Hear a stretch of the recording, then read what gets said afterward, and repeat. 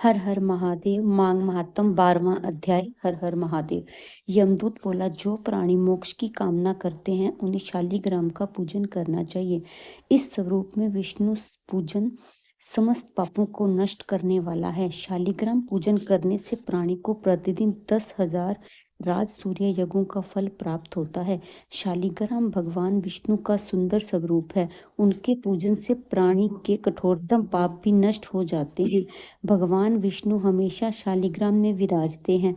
इसी कारण यह सर्वविदित है कि जिसने शालिग्राम पूजन कर लिया उसने समस्त पृथ्वी का दान कर लिया है।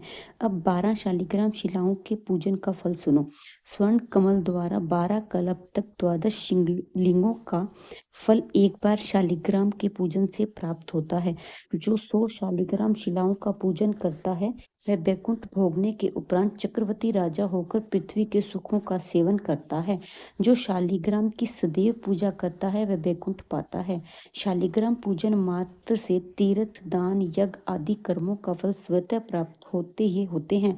परम नाटकीय भी शालिग्राम पूजन के प्रभाव से दिव्य लोक प्राप्त करता है।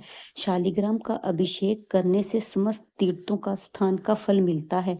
विधि विधान से पूजन करने वाला कलिकाल में भी विष्णु लोक को प्राप्त होता है। सहस्रों शिवलिंग दर्शन एवं पूजन स्तुति से प्राप्त होने वाला फल शालिग्राम के एक दिन के पूजन से ही प्राप्त हो जाता है।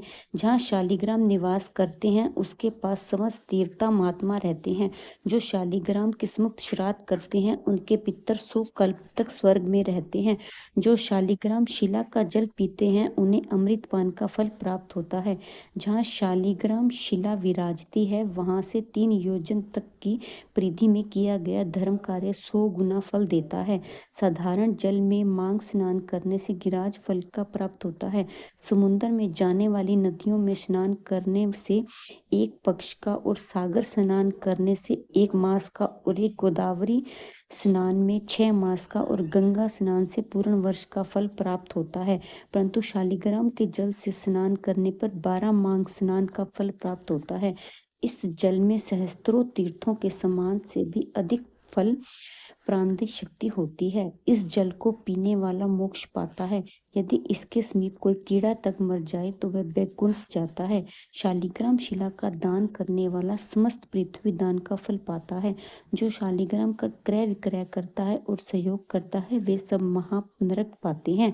इसका क्रय और विक्रय निषेध है। हे साधु, प्राणी को भगवान विष्णु की आराधना करनी चाहिए। उनके द्वारा समस्त पाप नष्ट होते हैं।